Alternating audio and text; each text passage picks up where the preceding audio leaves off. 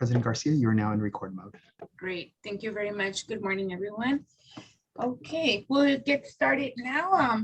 Hope everybody's ready and good to go on our first meeting on June 1st. Good morning, everyone, and welcome to the regularly scheduled meeting for the Board of Public Works, Wednesday, June 1st, 2022. Dr. Campos? Good morning, everyone. Fernando Campos, Executive Officer, establishing roll call and quorum for today. We have President Garcia, Vice President Villegas, President Pro Tem Davis, and Commissioners Corzan and Reyes. President Garcia, you do have a quorum at this time. Currently, we do not have any speakers on the line under general public comment. However, we did receive one Google comment form on general public comment that will be distributed to all commissioners in the next few seconds. In addition to that, President Garcia, we do not have any callers on the line for items 1 through 6. For public commentary. However, we did receive a Google comment form on item number 5. Again, public comments and item 5 received through our Google comment form that will be distributed to all commissioners. Okay, confirming there is no live public comment, right? No live person, correct. Got it. Okay, public comments officially now closed. Colleagues, this takes us now to the first item of our business is approval of the minutes from Wednesday, May 18, 2022. Is there a second to my motion to move this item forward and forthwith? Second. Thank you, Dr. Davis. Dr. Campos, there's a first by me and a second by Dr. Davis to move the approval of the minutes forward and forthwith.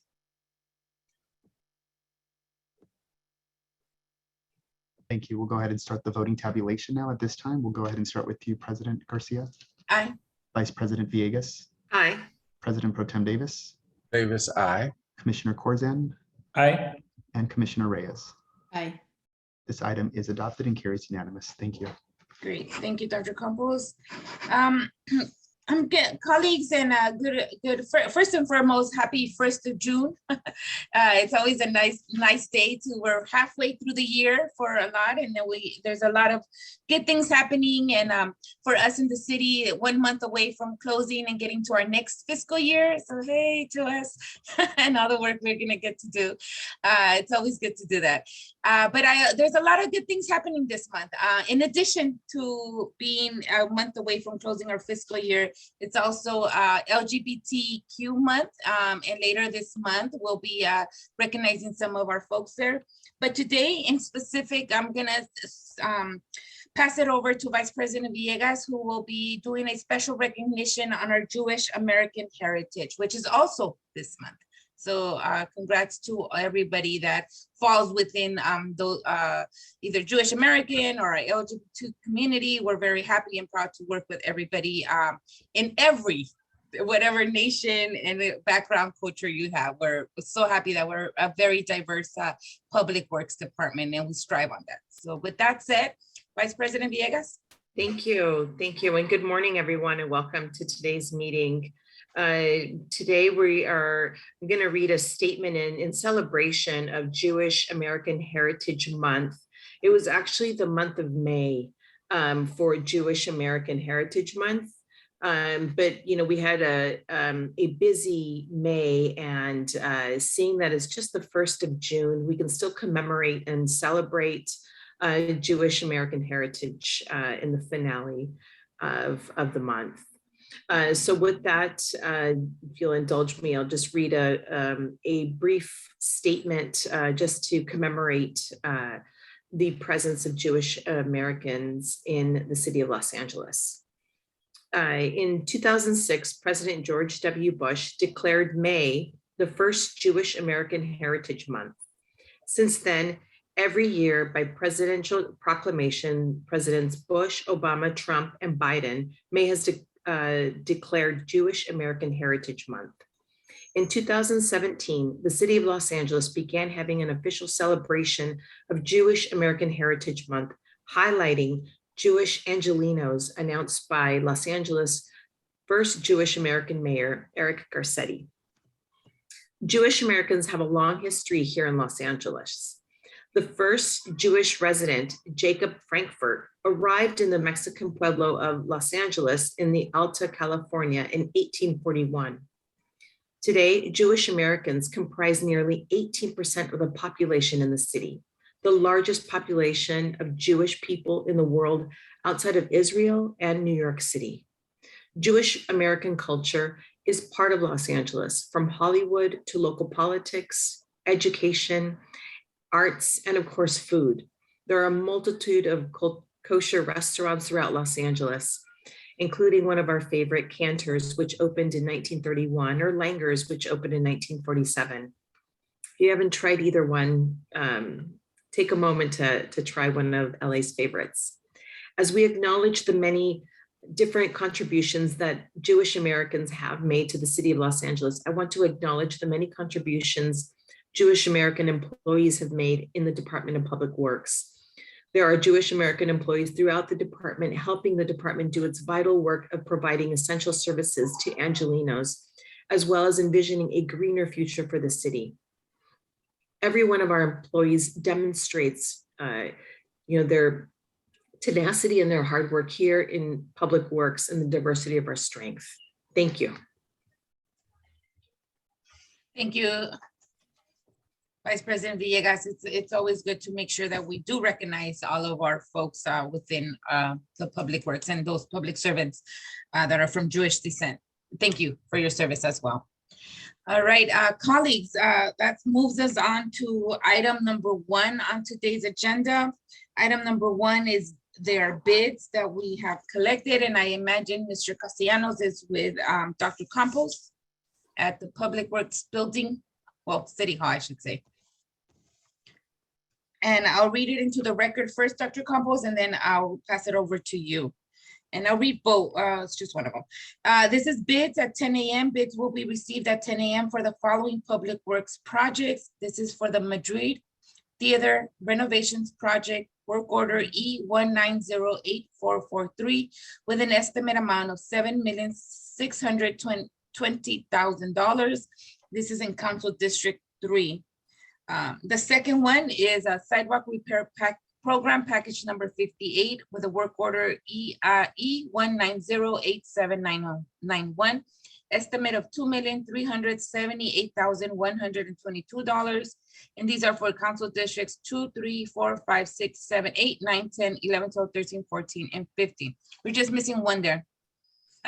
What happened? Just kidding. Okay, other than that, Dr. Campos, turning it over to you. Thank you, President Garcia, and good morning, all commissioners. We will open up the bids for the first project. Again, this is for the Madrid Theater Renovation Project. City engineer has estimated this project to be at $7,620,000 even.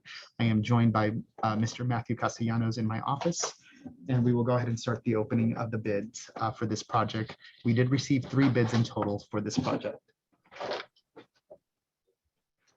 The first bid received for the first project is from Royal Construction Corporation for a total bid amount of $12,676,000 even.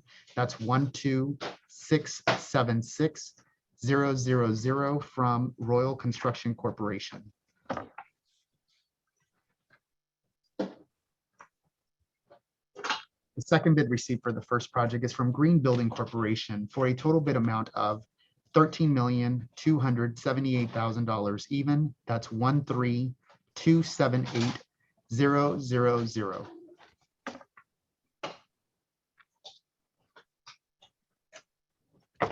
The third and final bid received for the first project is from Wiseman Construction Incorporated. That's WAISMAN Construction Incorporated for a total bid amount of $11,583,000 even.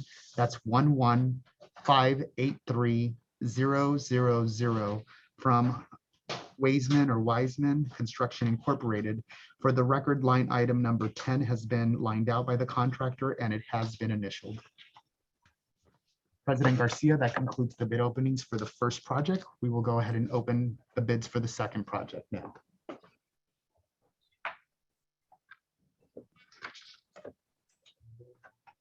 For the record, the second project that we're opening up bids for is for the sidewalk repair program package number 58. City engineer has estimated this project to be at $2,378,122 even. We did receive 2 bids for the second project. The first bid for the second project is from Access Pacific Incorporated for a total bid amount of $3,301,215.55. That is 3301 215.55 from Access Pacific Incorporated. The second and final bid received for the second project is from Axiom Group for a total bid amount of $2,597,218.75. That is 2597218.75 from the Axiom Group. President Garcia, that concludes the bid openings for the second project and all openings for today's agenda.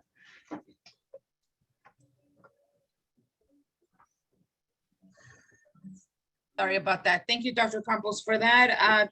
Do we receive and file this? We will take need a it? motion to open, declare, and receive the bids. Yes. Got it. Is there a second to my motion to open, declare, and file today's bids? I second. Thank you, Commissioner Reyes. Dr. Campos, I hope I said that right. Yes, you did. Okay, good. We will go ahead and start the voting tabulation. Thank you, Mr. Castellanos. We'll go ahead and start the voting tabulation now. We'll start with you, President Garcia, Aye. Vice President Villegas, Aye. President Pro Tem Davis, Davis, aye. Commissioner Corzan, Aye. and Commissioner Reyes. Aye. This motion is adopted and carries unanimous. Thank you. Great. Thank you, Dr. Campos. All right. Thank you, Mr. Castellanos, for your help as well. Moving on to item number 2 on today's agenda. This is with the Bureau of Engineering. This is all council districts. Policy number 816. This is the above ground facility review process. 72-hour backup power, California Public Utilities Commission decision 21-02-029, rulemaking 18-03-011, recommending the board to 1, approve the proposed streamlined above ground facility review process as outlined in this report for the 72-hour backup power AGF installations, which are required for compliance with the California Public Utilities Commission decision 21-02-029, rulemaking 18-030-011, which became effective on February 11, 2021. And 2, direct the Bureau of Engineering to incorporate the proposed streamlined AGF review process into AGF procedure for the AGF installations that are required by the CPUC decision 21-02-029, rulemaking 18-03011. Who do we have here today on this? Wesley, I think you're and Tanat. Oh, okay, Wesley and Tanat. Ted left you guys to fend for yourself? He did. All right, I'll talk to Ted later about this. All right, well, we're ready when you're ready. Thank you. Wesley Tenajeri, Bureau of Engineering Central District Office, and I also have with me my AGF supervisor, Tanet Satidkit. The item before you is a request for the Bureau of Engineering to streamline the above ground facilities or AGF review process to assist Charter Communications or Spectrum with their compliance of a state requirement to provide 72-hour backup power to their facilities within high fire threat areas. In February of 2021, the California Public Utilities Commission adopted the requirements to ensure minimum service is maintained during electric grid outages and to require Charter to implement this requirement within 18 months or by August of 2022. Charter identified approximately 600 locations where a battery backup installation will be required as shown in Figure 1 in your report. The batteries are proposed to be housed within an above ground cabinet as shown in Figure 2. In a typical year, Bureau of Engineering staff process approximately 50 to 100 AGFs. With the current AGF process and staffing, it would not be feasible for staff to process all of Charter's AGFs by the state's deadline. Therefore, staff have identified 16 items listed in the board report to adjust or change the review process to streamline the process while still complying with the AGF ordinance. I will not go through all 16 items. However, I can expand on any item if anyone has a question. And a few of the main changes are: number 2, instead of individual hardship waiver requests, staff proposed to combine all hardship waiver requests into a single board report for the board's approval, which will be coming soon.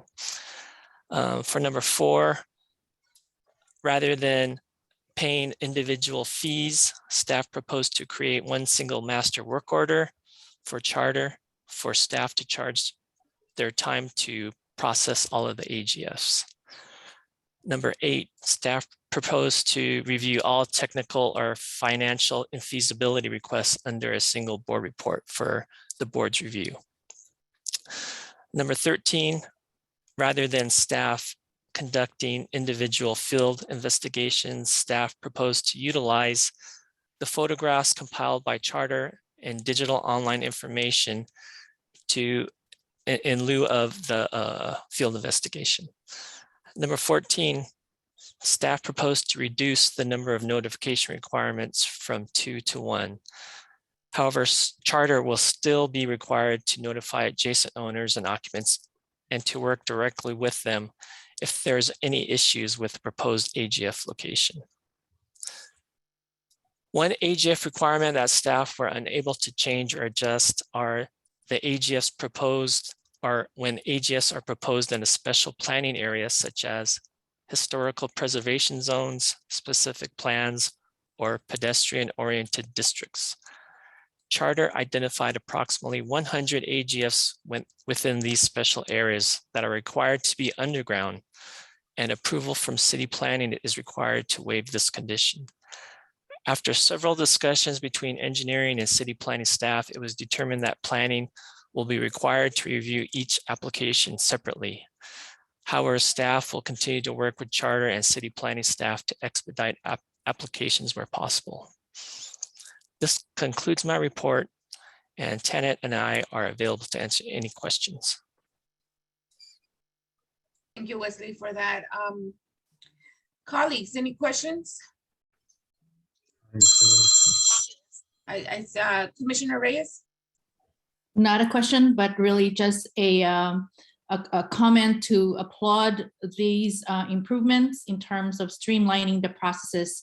I lived this firsthand when I did the electric car share in disadvantaged communities. Wesley, if you remember the numerous discussions about AGF and the processes that had to be complied with, this is a huge improvement, and I would like to see this applied,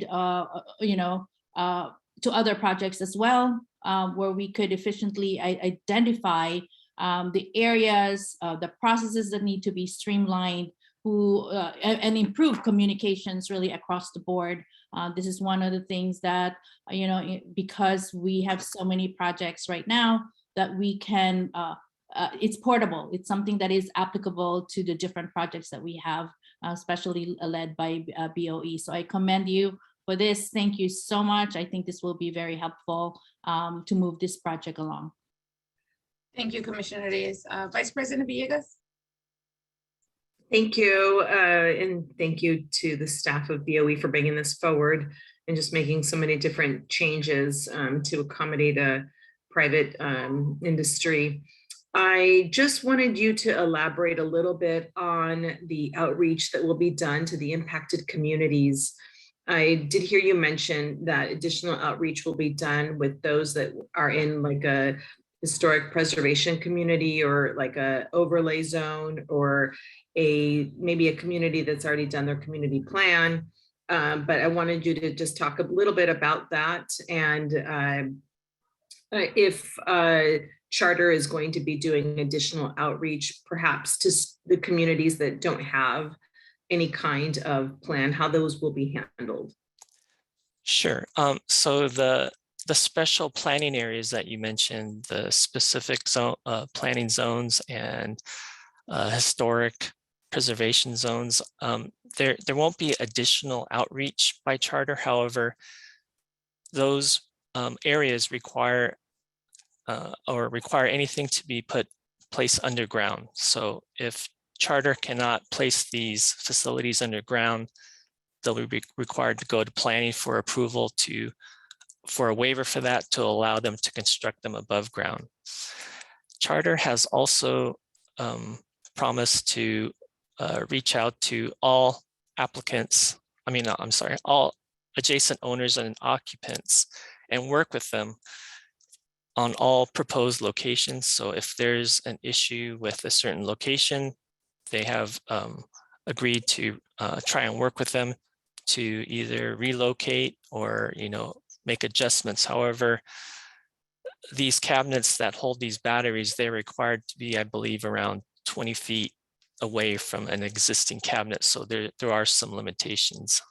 Tanit, any other additional outreach? Just to add to that, we will still keep the appeal process. So the property owners will still have the rights to appeal.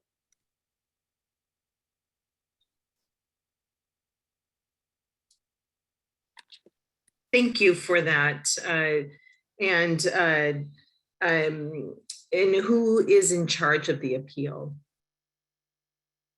Go ahead, Tanit. It will be the BOE who will accept the appeal reasons and letters and running the appeal meetings and so forth. In addition to the property owners, we also require the applicants to send out notification to the council office, neighborhood council, and homeowner association. Okay. Okay, I appreciate that. Thank you. I don't have any more questions. Thank you, Vice President Villegas. Just to put this in context, and I'm gonna require probably our city attorney's help on this, if it's not on this already. We're approving the proposed streamline for this project slice for this purpose only. Is that reflected on here? Because I see Director Bureau to incorporate the proposed streamline.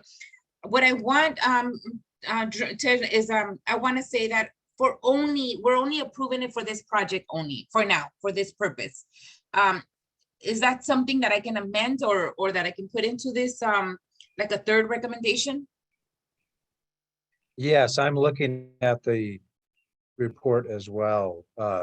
That was, and BOE will correct us if we're wrong, but that was always my understanding, was that this streamlining would only be for companies that are complying with this particular CPUC directive. That's correct, yes. Yes, I want to memorize that and put it somewhere just with that in the future, it's not, it's that I don't want to give a blanket authority to all AGFs. Well, so I'm looking at the recommendation number 1 and actually number 2 as well. I do think what we have on the agenda makes very clear that Okay. the approval that being given today is only for people who are only for approval that are for AGFs that are required to comply with this particular rulemaking. Yes. So I think we're actually pretty good. I'm trying to, and that recommendation is reflected in the report as well. So I think we're good. Okay, good. I just wanted to confirm that that was it. So Okay. colleagues, what we're doing today is approving just there's a request to put in almost 600, if I'm not mistaken, Wesley, to not 600 AGFs throughout Hillside or fire. I live in those fire areas as well, fire hazardous areas, and this is to put a backup power.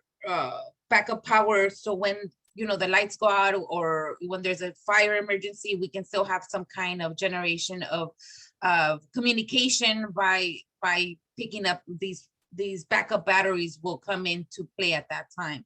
So Charter has a deadline, and a very strict and very short deadline that they need this to happen. Therefore, that's why BOE worked very closely and very hard with Charter to design this process that would work for all of us. So I want to also thank you, Wesley, Tanat, and Ted, for working very closely on making sure that you gathered all of our recommendations and concerns, also all of what they had to do, and kind of put together the best package that we could to help process this this very very large amount of AGFs that are they're requesting, but I wanted to say like this very almost abrasive type of project that we need to do with charter. And I say it abrasive in a nice way, like it's just a lot happening very fast. So I know there's a second part to this request coming later, the report, right? Okay, I look forward to that. I don't have any problems. I'm very happy with this. The only one other thing that kind of got me a little concerned was field investigations, Wesley. You said that you will rely on pictures given to you by charter. I also understand that in BOE, you have an imagery program that you can kind of zone into place. You might want to use that as well. I mean, I trust really our partners and that they're going to provide us good pictures, but I also want to be good field investigators as well, making sure that every site is up to code, meets the standards, and we won't embrace in everybody and in somebody's, front yard. I mean, we've gone through these conversations so many times, that we're not putting these in places that there's already a lot of furniture around. I mean, all of those things are the things that I'm looking for. So if you can also, in addition to the pictures given to you by charter, I would also want you to use your own imagery so that you can gather that and not just rely on pictures. Definitely. Staff, that's what they use. Our Navigate LA, we have aerial photographs, and then we use like Google Street View like everybody else in the world. So we do utilize those other. Okay, understood. All right. Any other questions or concerns, colleagues? Hearing none. Is there a motion on the table to move item number 2 forward? So moved. Thank you, Vahid. I'll second that. There's a first by Commissioner Corzine and a second by me to move item number 2 forward and forthwith, right, Wesley? Great. We'll go ahead and start the voting tabulation. We'll start with you, President Garcia. Aye. Vice President Villegas. Aye. President Pro Tem Davis. Davis, aye. Commissioner Corzine. Aye. And Commissioner Reyes. Aye. This motion is adopted and carries unanimous. Thank you. Great. Thank you. Thank you, Dr. Campos, for that. Wesley and Tanat, can you keep us up to date on any appeals that you get from this? I want to make sure that we monitor that process as well. Perhaps through our, if you start getting any, please let us know ASAP. And if it becomes a big volume, definitely let us know so that we can tackle that situation too. Definitely. Understood. Thank you. Thank you both. I'm sure you guys are both relieved. You guys have been working on this for quite a few months already. So go ahead. Let's move on to part 2 of this project. Bye, everyone. Have a good rest of the week. All right, colleagues. Moving on to item number 3. This is for Bureau Sanitation and Council District 7. This is a grant application for the Lopez Canyon Hazardous Fuels Reduction Project, recommending the board to 1, approve and forward this report with its transmittals to the city and council and mayor with the recommendation that the city council, subject to concurrence of the mayor, authorize the director of the Bureau of Sanitation or designee to apply for, negotiate, accept, execute, and submit all documents, including but not limited to applications, agreements, amendments, and payment requests, subject to approval of the city attorney as to form, which may be necessary to secure grant funds for the Lopez Canyon Hazardous Fuels Reduction Project from the California State Department of Forestry and Fire Protection, California Climate Investments Fire Prevention Grants Program. And 2, request that the city council, subject to the concurrence of the mayor, adopt the accompanying authorization resolution. All right, we have a big team with sanitation. Ms. Prophet, Ms. Flores, Sean, I almost put you in that one too. All right, Ms. Flores and Ms. Prophet, we're ready when you're ready.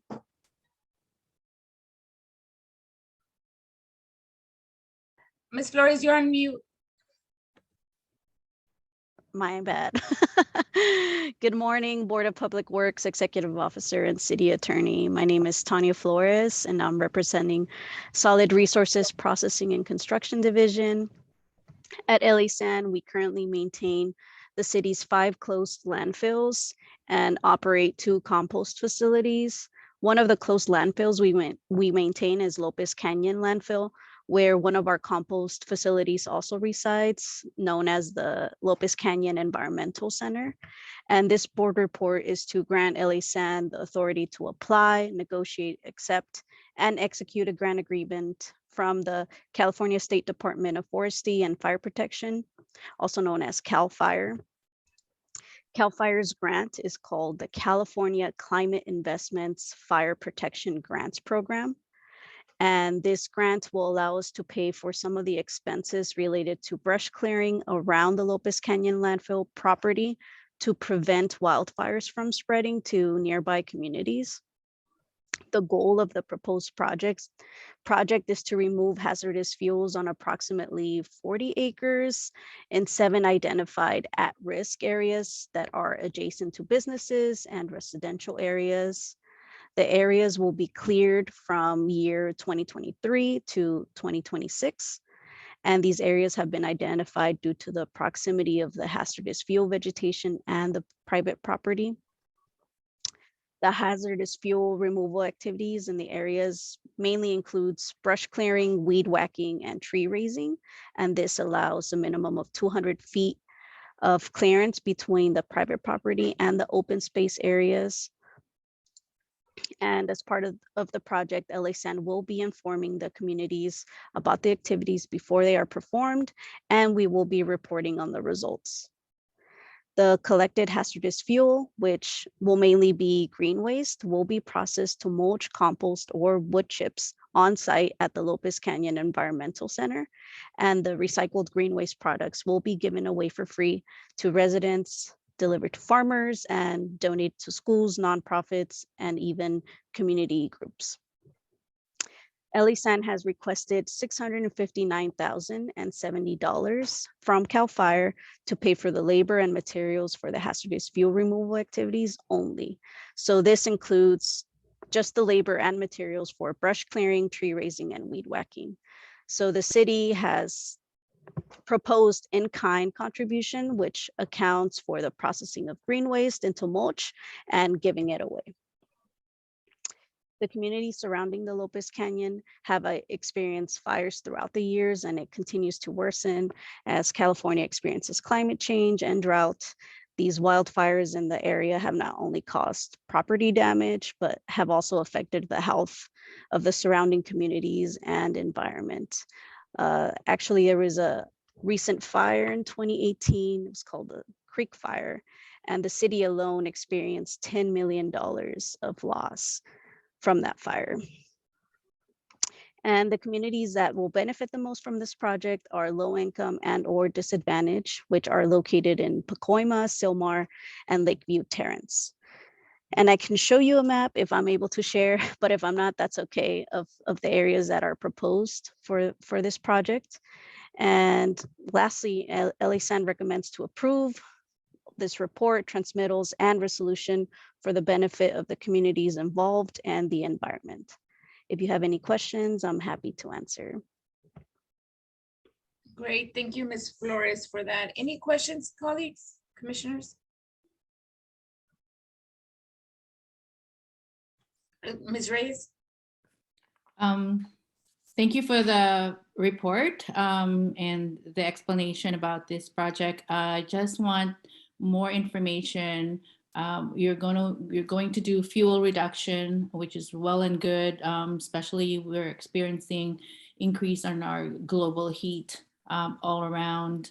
I just want to know what steps are we taking towards like wildlife protection, because there are wildlife around that, and in terms also of vegetation management, because there are plants that are native to that to those areas. What steps are we taking, and is that included as part of this project? Yes, so that is included as part of the proposal. Actually, CAL FIRE is requesting for us to give them all the information of what is being done to the land, you know, if fire application is applied, which we're not. We're only reducing, basically removing the weeds and stuff like that. We do have a few California oak trees that are protected, but those are not going to be removed. They don't need removal currently. They don't need to be raised. Our team of laborers and maintenance laborers, they are aware of all the regulations and rules that are involved with the protection of these plants and species. So yeah, there's really nothing to worry about there. Thank you. My concern is just the improvement of our biodiversity in those areas, because there's just a huge opportunity to increase biodiversity, which is really needed right now in this climate change crisis that we have. Thanks, Tanya. Thank you, Commissioner Reyes. Any other questions, commissioners? Hearing none. Ms. Prophet, Tanya, I'm a big supporter of grants and going after the money and bringing those special projects that we do. So I will support this motion and this authority so that you can move forward and apply for those big bucks. So is there a second to my motion to move item number 3 forward and forthwith? Second. Thank you. 2 seconds. We're all so excited for you. So there's a first by me and a second by Commissioner Reyes and Vice President Villegas to move item number 3 forward and forthwith. Dr. Campos? Absolutely. We'll go ahead and start the voting tabulation. We'll start with you, President Garcia. Aye. Vice President Villegas. Aye. President Pro Tem Davis. Aye. Commissioner Corzan Aye. and Commissioner Reyes. Aye. This motion is adopted and carries unanimous. Thank you. Great. Thank you, Dr. Campos. Thank you, Ms. Prophet and Tanya. I look forward to hearing about it during our task force. All right. Thank you both. Have a good rest of the day. All right, colleagues, moving on to item number 4 on today's agenda. This is from the Bureau of Engineering with the Bureau of Contract Administration and Council District 10. This is a sole source contract with the Los Angeles Neighborhood Initiative Olympic Gateway Project, recommending the board to approve and forward this report with transmittals to the mayor requesting approval and authorization for the president or 2 commissioners of the board to execute a sole source contract with the Los Angeles Neighborhood Initiative for design and construction services with a budget authority of $3,630,933 for a 2-year contract with 2 one-year renewal options. And we have here today, Arsen, is this you? Yes, it is. All right, Arsen and Sean, are you here with this one as well? Or no, got it. All right, Arsen.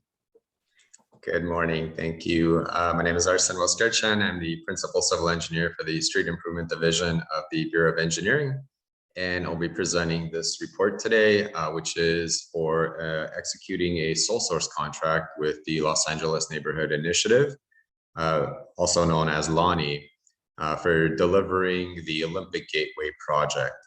And in this case, the delivery method is a little bit different than usual. In this case, LANI will be doing the design, the procurement of the contracting services, and then actually managing the construction and building the project for the city. And so the Bureau of Engineering will be processing the payments and reviewing those payment invoices to make sure that the work is proceeding and that payments are being made.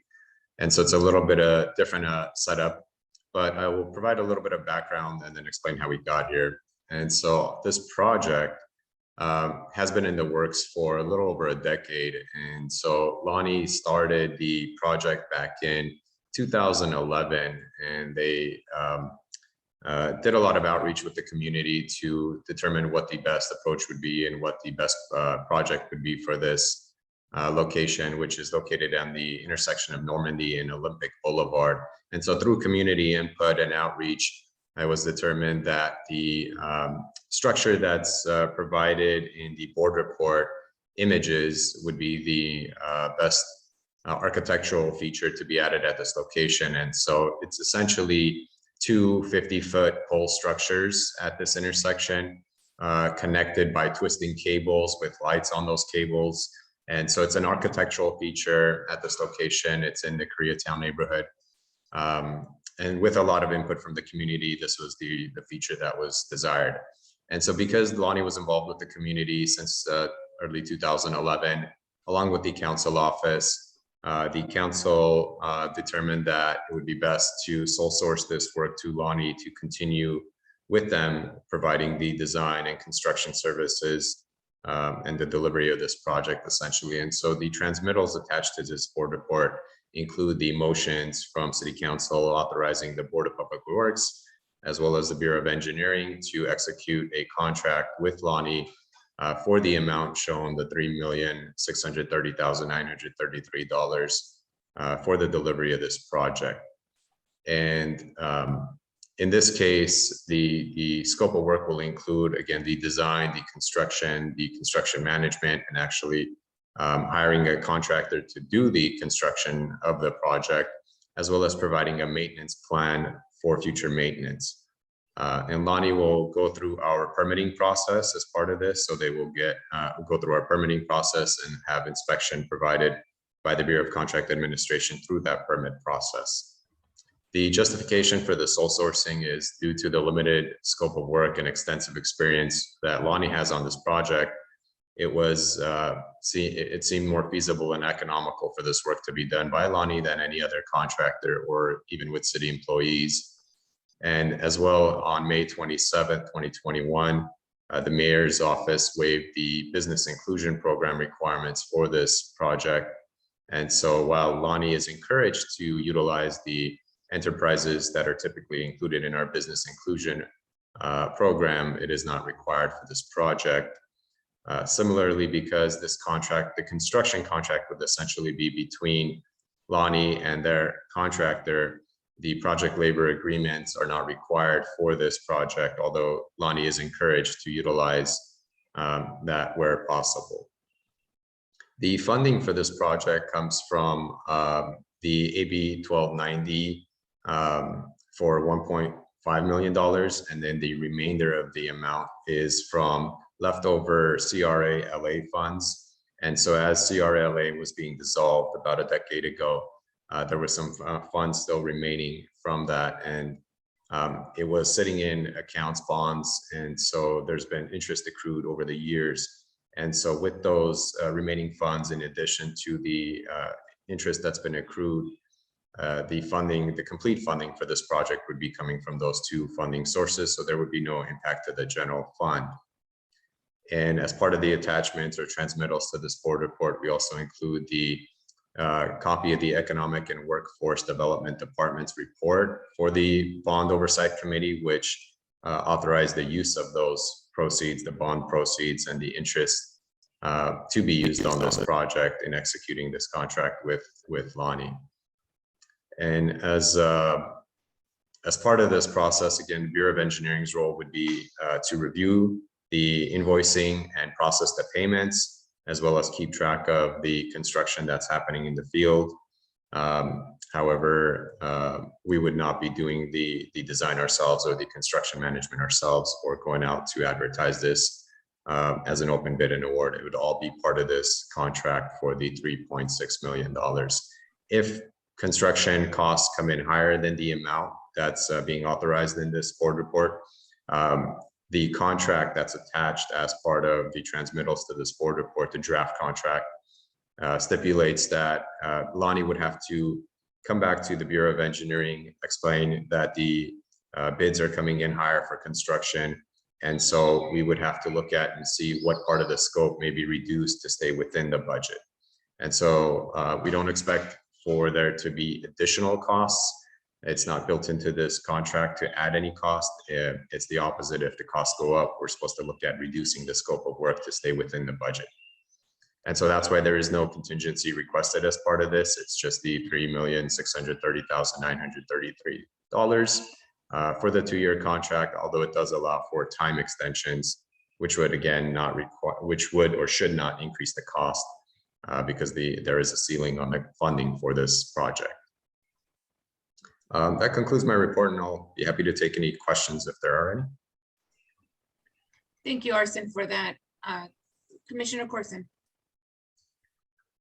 Thanks, Arson. I just wanted to bring up something that I know you and I have discussed in a separate briefing on this item, and just to share with the other commissioners, that the funding for this was approved, if I'm not mistaken, in 2019, or was it 2018? So this $3.6 million is based on cost of labor supply at 2019 costs.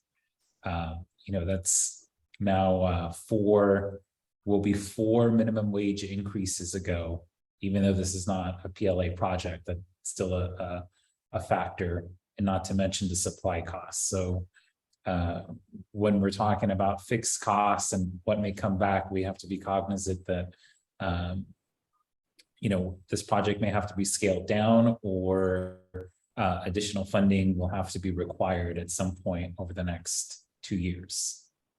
So I just wanted to put that out there so the other commissioners were aware of it as well. Thank you. Thank you.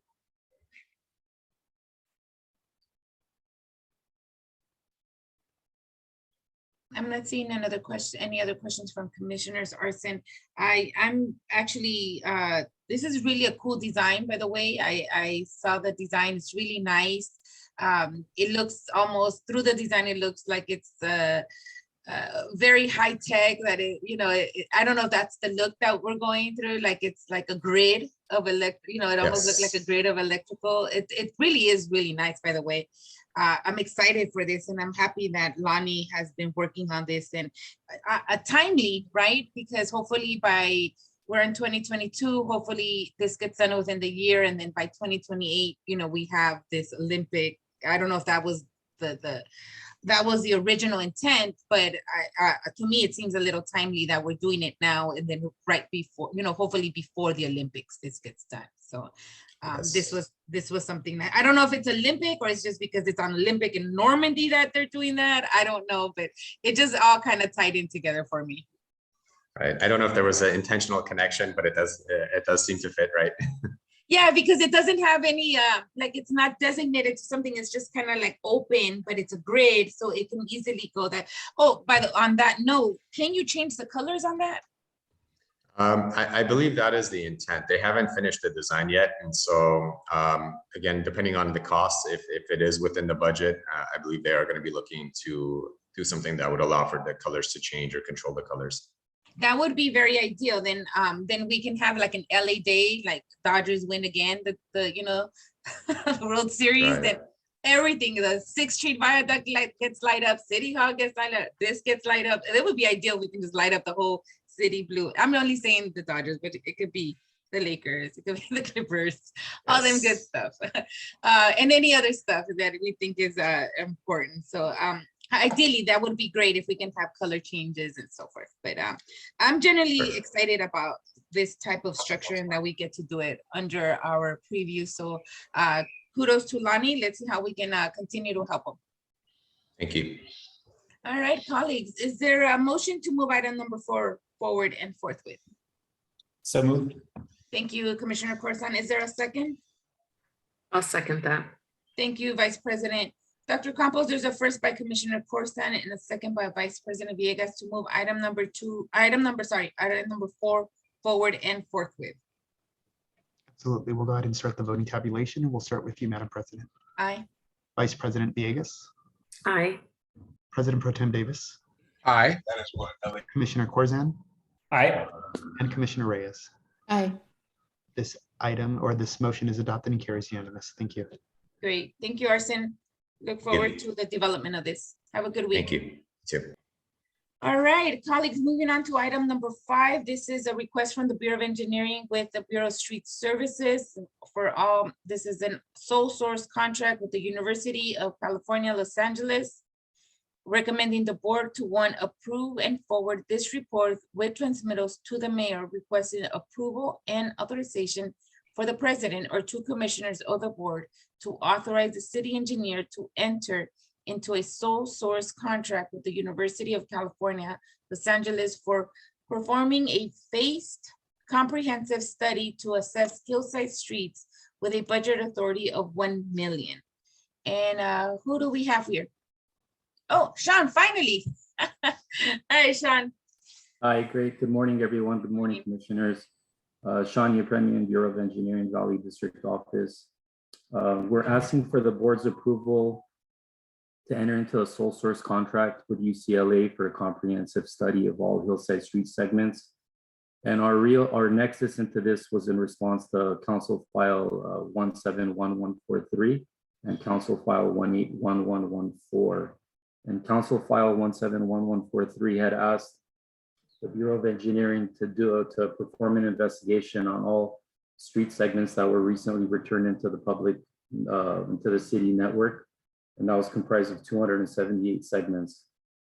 So at the time, we assigned staff from the Bureau of Engineering and Bureau of Street Services, and we went out to all 278 locations to determine whether or not, I mean, the key components that we're looking for is what the width of the street is, what the existing pavement condition is, whether or not there's proper flow control in the street, because that's one of the main factors when the street's being maintained, and accessibility, slope stability, whether it's an upslope or downslope, whether or not there's adequate access for street services to be able to get their equipment in and out without causing any potential hazards.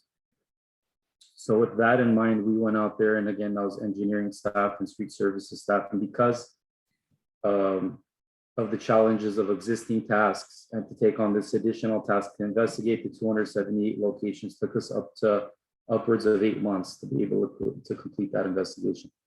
During that time, we found that 118 locations were in suitable condition for the city to be able to maintain.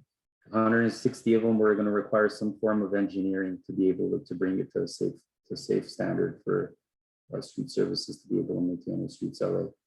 While we were reporting on this, Council File 181114 was issued, which had asked us to not only look at these withdrawn segments, but also to work with Streets LA and identify what other street segments within the hillside area are presently not being maintained. So we identified an additional approximately 2,200 segments that were not being maintained. And those 2,200 segments equate to roughly 270 miles, like center line miles. So it's obviously a much bigger undertaking. And one thing that we've seen like through the past, and we felt like this was the perfect time to do this, was even the segments that were being maintained that had the proper flow control, the width of the street might be 10 feet or 12 feet. And our limited hillside street standard for a street width is 28 feet.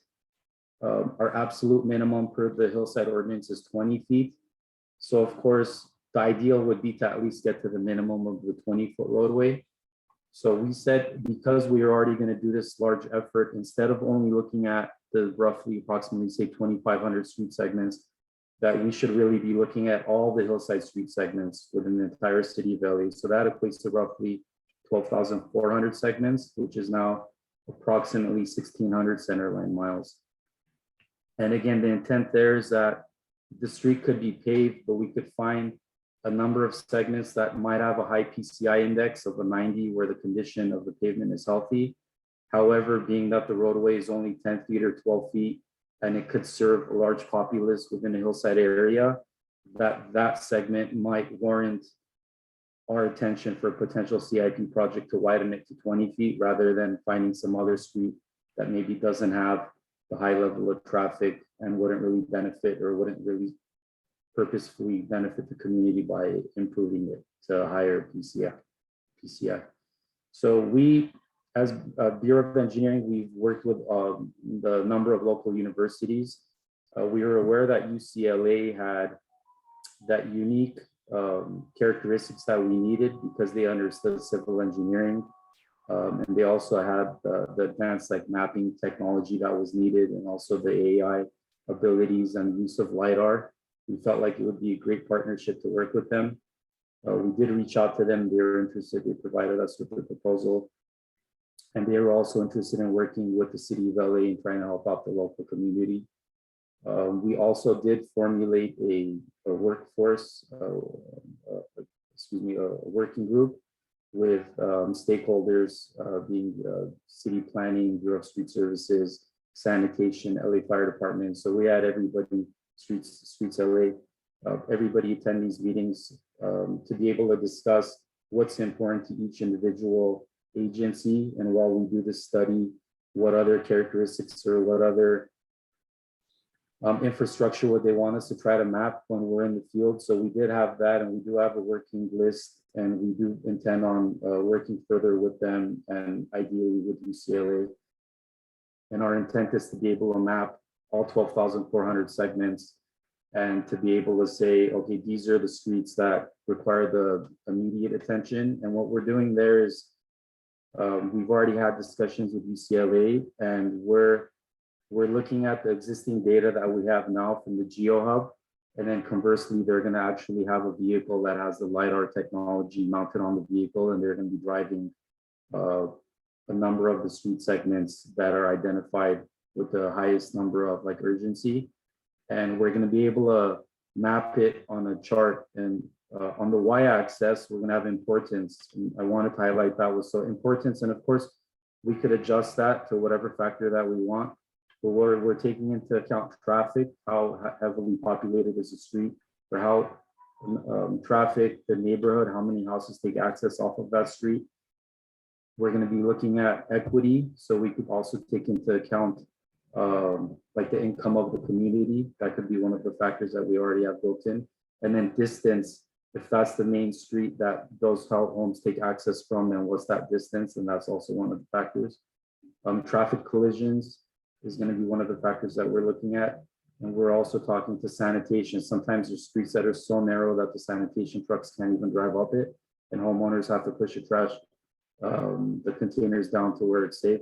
So we're going to be working with them also to identify those streets and to potentially give that high priority.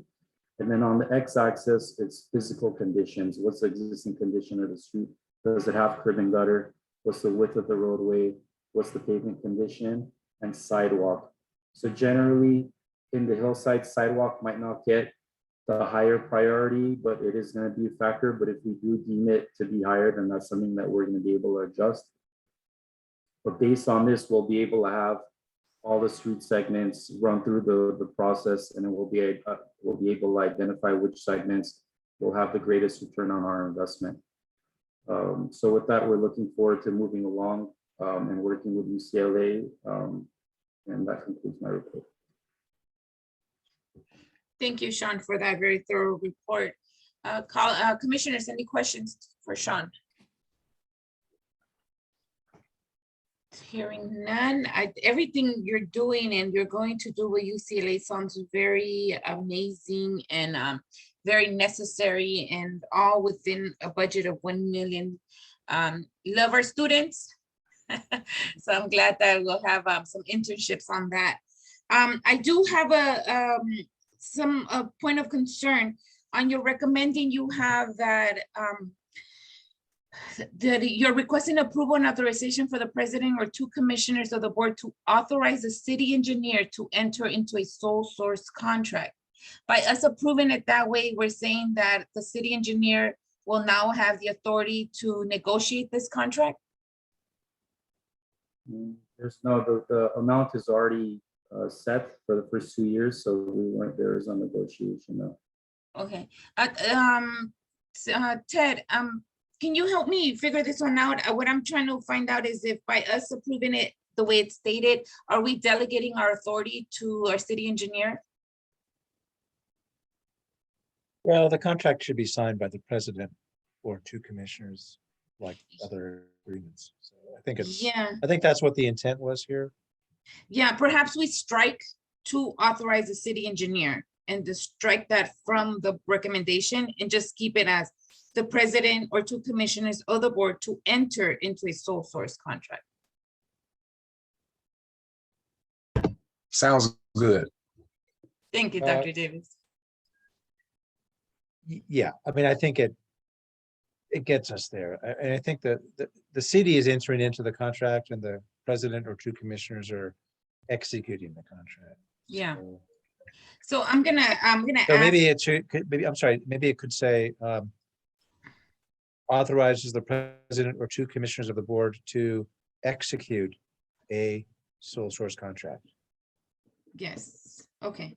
So as amended, if colleagues, are you guys okay with amending it to leave it at the level of the president or two commissioners to execute the sole source contract. So moved. Thank you, Dr. Davis. A second by me to move item number 5 forward and forthwith with the amended verbiage of for the president or two commissioners of the board to execute the sole source and enter into a contract with the University of California. Does that make sense, Dr. Campos? It does. Okay. Thank you for that. So there's a first by Dr. Davis and a second by me to move item number 5 forward and forthwith. Absolutely. We'll go ahead and start the voting tabulation. This is for item number 5 as amended. We'll start with you, President Garcia. Aye. Vice President Villegas. Aye. President Pro Tem Davis. Davis, aye. Commissioner Corzine. Aye. And Commissioner Reyes. Aye. This motion is adopted as amended. Great. Thank you, Sean, and Ms. Thank you. No, Ms. Parra, you're for the next one. Thank you, Sean, for hanging in there, for your time. Good report. You were very thorough. I look forward to the results of this UCLA report and your work with them. So if you can just come back and, you know, update us of how that is going. I'm really am supporting this because I think it's a good way of doing this and moving forward. Absolutely great. Thank you. Appreciate Thank it. you, Sean. All right, colleagues, moving on to our last item of today, and it's a oral report and some status update from La Gloria relocation from the Bureau of Engineering.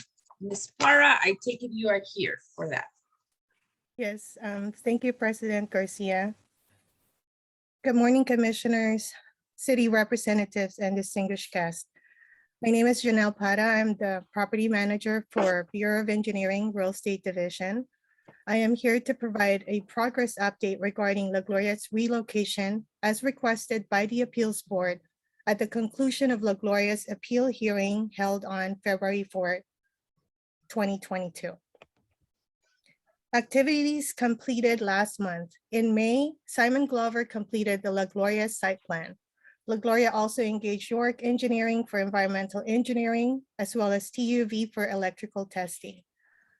Other key tasks and activities from past month include weekly meetings and conferences, completed detailed site plan, engaged the City of Los Angeles on permitting requirements and support, continued environmental engineering, project schedule updated expected project cash flow through July 2022, requested and approved payments, initial payment for TUV completed, request for additional funds for ongoing vendor support through July 2022, sent to the Los Angeles Department of Transportation. The table, the La Gloria relocation payments budgeted amount totals $326,194. Amount requested totals $227,444, and amount approved for the same amount requested. Relocation schedule. Updated relocation schedule provided is based on anticipated permitting timeline after the preliminary Los Angeles County Health Department meeting scheduled for the 4th week of May 2022. Relocation of the Cesar Chavez is expected to occur in January 2023. Activities planned for next month include city communications and permitting support, create initial floor plans, begin communication with LADWP on power service modifications, begin electrical testing, and continue environmental engineering. This concludes my oral report, and I'll be happy to answer any questions you may have. Thank you, Ms. Parra, for that. Any questions, colleagues, on the relocation of La Gloria? It sounds like you guys are making strides every month, Ms. Parra. Thank you. Good. Okay, Have a good. great one. You too. Was La Gloria notified of today's hearing? Yes, President Garcia. Got it. Perfect. Thank you so much, Ms. Parra, for your update. Appreciate the work that you're all doing with that case. But Dr. Davis has a question. Yeah, I just wanted I wanted an update. Would you say, Mrs. Power, that we're on schedule with what we anticipated our vision to be in progress towards completing the goal of transformation from where they are to the new site? Yes, Commissioner Davis. As of right now, we're on schedule. Okay, great. Thank you. Yes, good to hear Thank that. you. Have a Okay, great Ms. day, Parker, everyone. have a good day. Thank you. Bye-bye. Dr. Campos, have we cleared today's desk? Yes, you have. All right, colleagues, it is a short meeting today. It's 11:12 and today's meeting is officially adjourned. Thank you all. Have a good rest of the day. Bye-bye. Thank you. Thank you.